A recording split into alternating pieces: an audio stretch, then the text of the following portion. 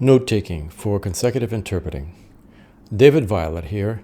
We are going to take a look at some of the techniques, but also the bigger picture about note-taking for consecutive and just consecutive itself. Consecutive is something that's a little bit like playing a piano, I like to say in my courses. It's something where you, of course, in the piano you get to sort of do it over and over again if you're playing from a score, and when you do interpretation, of course, you're always waiting for the next unexpected thing that comes up. The whole thing is a matter of following a speaker who will go wherever she or he wants to go. But it is still very similar to a musical instrument, where it just takes a lot of practice. In order to get every number, every name, every nuance of style, every logical link from one point to the next, to get the right tone. It's a matter largely of practice, but it's also a matter of getting down your notes so that everything is there, at least to the extent necessary to jog your memory, so that you can produce your interpretation accurately, faithfully, completely, and confidently, pleasantly, and also quite quickly. It is something that takes time. You need to make a commitment. Say, I am going to learn this. And it's a lot like a musical instrument, or it's a lot like learning the foreign languages you learned. You decide to do it, and you just commit. Commit to the time, commit to the work, because that's what it takes. But doing all that work the wrong way would be a terrible pity. And what I would like to help you with is for you to be as efficient and effective as possible, so that every minute of practice is something that is working for you, and no part of that minute is working against you because you're working on bad habits or bad technique. I know the feeling. You just are constantly having your attention divided between writing the notes and listening, and we find ourselves, when we're first starting this process, or maybe after many years, if you haven't really stuck with it and figured it out and practiced it to the point of being proficient, the same problem keeps coming back. You realize that you've written something, but it distracted your listening and you did not hear something. Or you come across something on your page and it's a mystery, what on earth that may mean. Or you are listening, and as you write, you're constantly wondering, what should I write? I don't have a symbol for that. I don't know what to write. I'm a little bit lost. And then all of a sudden, the whole thing is starting to go off the tracks because we're not concentrating on the listening. It's a little bit like driving a vehicle. You are constantly watching ahead, attentive to anything, because an accident is something that has to be avoided by all costs. And in interpreting, an accident is when you end up not hearing, not listening, not registering, and you will not know what to say in a case like that. All the techniques that I teach and that I would like to teach you in these videos, these free videos on YouTube, I'm covering pretty much all that I know, all that I teach. But I do have also a course. It's not ready yet, but I have a course online, and I also do coaching. And occasionally we have a free practice session, a guided practice session where I teach. And one of the most important aspects of that practice session is that you learn how to practice. There is a way to practice that is most fruitful, and mainly about how you critique someone, how you help someone else, and how you get someone else to help you to nail down the techniques and really become proficient through practice. Today we are going to look at several aspects of the note-taking method that I teach. The whole idea is there is a series of There's so many aspects, actually, but there are a few core aspects that I'm going to go through a few of them today.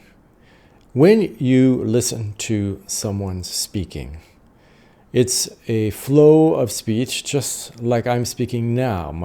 Whatever I say will influence what I say next, and it may change my plan. Even though I may have something of a plan, speakers may have an outline, but frequently they diverge, right? They go off and they will not stick to even a prepared text that they may have provided you in the first place. So speech really is a flow of unpredictable and pretty messy information. It's just coming at you. And one of the first techniques that we teach is that you need to chunk it. You need to turn it into bite-sized parts.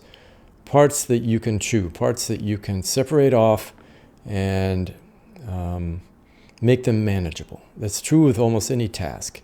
Break any task down, any long, involved, difficult process.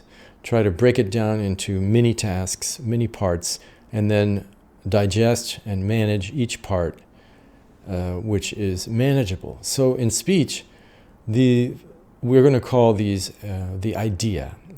The idea is something that means it's generally a sentence. When someone starts an idea, generally there's something of a subject, a verb, and an object. Of course, there may be many add-ons, many qualifiers, many dependent clauses, etc. But generally speaking, we can say that the idea is close to a sentence. So we're going to break this chaotic or at least unpredictable flow of speech into chunks. And the chunks are roughly sentences, and these chunks are something we'll call ideas. And we put the idea in a box on the page. I say box because we've got the two sides of the column delineated, and we are going to write our idea in there, and then we are going to draw a line and say, okay, that's the end of that idea. I've seen so many of my students' notes where they seem to be taking pretty good notes, but they don't draw this horizontal line under each idea. So what you have is, again, the problem of this continuous flow, whereas that's the problem you want to overcome during your note-taking. You want to delineate the end of an idea. It's part of making it manageable. And then you may link it to the next idea, which will be below that line. And then another line to delineate the end of that idea. So the whole idea here is to break your message into parts, to draw a horizontal line under the notes for that idea, and then just keep going like that down the page. And so we talk about the idea, then the horizontal line going under each idea, and then we may link these together again. So a person may refer to a logical link, maybe implicitly or explicitly saying, and therefore this happened. So the term therefore is an explicit logical link. Or the person might say, and then 5 years later, that happened, which is a temporal link. So we'll look at links a little bit, and we will look a little bit at the margin. The left-hand margin has a special role to play. And then earlier I was saying that the idea is pretty much a sentence, a subject, verb, object, and that will depend on the language. Some may be subject, object, verb, or even other orders. That depends, and you will need to take your notes in the way that works best for you. So we will talk about the SVO unit. It means subject, verb, object. And then in another video, we will be looking at how the SVO is put into virtual columns, and then the virtual columns are written in a diagonal form, and so on and so on, so forth. We have lots of concepts to teach, and I really would like to teach them to you. I would like you to be able to become proficient. It takes, in 1 full year of practicing very hard, I was not quite proficient, at least not enough for the university I was going to, and I had to do another year, so actually it took me 2 years. I know you may think that that's a very long time. but it's not. You know, in your profession, you can find time to work on this with a colleague. There's a lot of work to do alone as well, and it's worth it. You need consecutive for the exams at major international institutions. And to tell you the truth, learning consecutive, and by consecutive, I mean with notes. You can't really do what we normally call consecutive without notes. So by learning consecutive, you break things down, you examine the process closely, and it makes you a much better simultaneous interpreter as well. So, you know, consecutive is not only going to, with notes, is not only going to get you out of a lot of situations where the speaker just won't stop talking and you're not going to be able to remember everything. You're going to have to take notes. Not only will consecutive with notes get you out of those situations, but it will make you a much better simultaneous interpreter as well.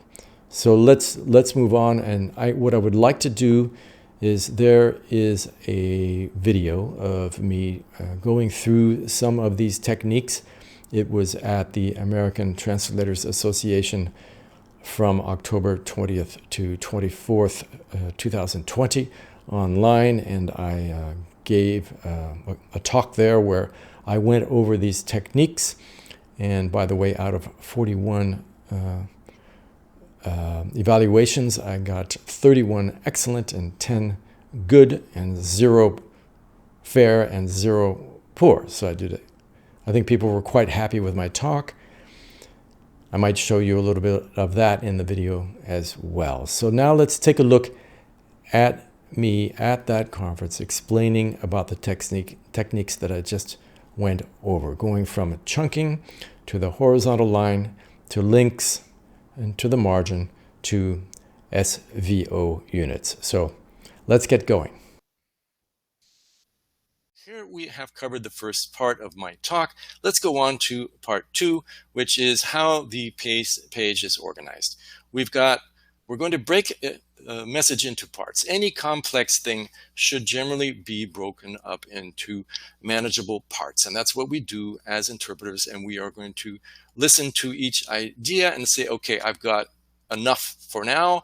And that will be my first block of notes. And then I will put a horizontal line underneath that block of notes. And then I will use links to connect those lines. These links may be logical or time links. If there are any, you may want to put links in there to connect them again. We will use subject, verb, object units, or for some other languages, it would be subject, object, verb, etc. And we will also write in virtual columns, which I'll explain very soon. And we will also use diagonal writing. And I would like right now to give credit to Andrew Gillis, whose excellent book on note-taking for consecutive interpreting helped me to formulate all of this, even though, of course, I learned it all back in 1980, mid-80s, and had read many books and taught it a lot. His book is excellent. I recommend it. So you have the idea, then you have the horizontal line under each idea. But let's take a look at the idea. Let's say we have, here's the Australian ambassador giving a typical speech. We could put these lines, if we're going to look at it in text, after each idea. We're going to say that these are ideas, and then they are going to be put onto the page in notes. So we have the idea, and here we're going to reduce it to just one word, which is part of the exercises we do. So look, here we've got, good morning, everybody. I'd like to congratulate you, etc. You've been doing such an excellent job on all of you've been doing. This is one of the most important dates, etc., etc., etc. So this is the way the notes would look. You have the main idea, and then you have a horizontal line under each idea. As we said earlier, they will then be connected using, okay, so it looks like that if you're using a page that's divided into two like I do, and it will end up looking a little bit like that because each idea will be of a different length. And if you're using two columns, it starts to look like that with the idea in each little box. Put a double horizontal line when you finish a major section. That's a little hint, little piece of information. So your links will generally go in the upper left corner of each of these little boxes. logical links or time links. And these would be things like the car is too big and therefore we must downsize, or the other way around, we downsize because the first car was simply too big. Or you could just have two things that are one after the other, or you could have using but, whereas, or however. You are hungry but don't eat, etc. So we call that opposition. These links will go in what we call the margin. The margin is an area off to the left. Those lines are not drawn. They're just in your mind, although in some techniques you do, right? Draw that line. So you see the overview with the link and the idea in each box. And here we would see the links as little words. And for example, the wolf was lurking in the woods, but the piggy 1 built his house out of straw, and also poor piggy 2 also was a fool and did so. However, piggy 3 built his out of brick. So that's just an example. So now we'll go on to SVO units. The idea here is your basic ideas will be sort of a sentence made up of a subject, verb, object. So your idea has been reduced to one word in the beginning, but now we're going to put it into these SVO units, subject, verb, object, or sometimes it'll actually be subject, object, verb, depending on the language. You can adopt what works best for you. Depends on the language. You see that some languages are one way, some are the other. So you have these ideas in their little boxes, and then they start looking like that, SVO units. And then you will start to write them in virtual columns. So the idea behind virtual columns is and the virtual columns is something that we go to in another video for you. So I hope you learned something. I know it went by pretty quickly. If you liked it, if you think you learned something, please give me a like below, subscribe to my channel, and most of all, tell us what you think. Give us your comments or your questions. Down below, there's an area for comments and questions. So please feel free and write what you really think. And one more important thing, I have a free course on symbols. Symbols is something that's very handy because you can write so fast and it has such a clear meaning. So having symbols is extremely handy. So use the QR code that's appearing on the screen, or use the code that is below this video on YouTube, if you're seeing this on YouTube, and click on that link and go to the platform where you can take a free course on symbols, and I hope that will help you. And so keep practicing, practice your consecutive, practice your simultaneous, use the right techniques, take a look at the free course on symbols, and I will see you at the next video.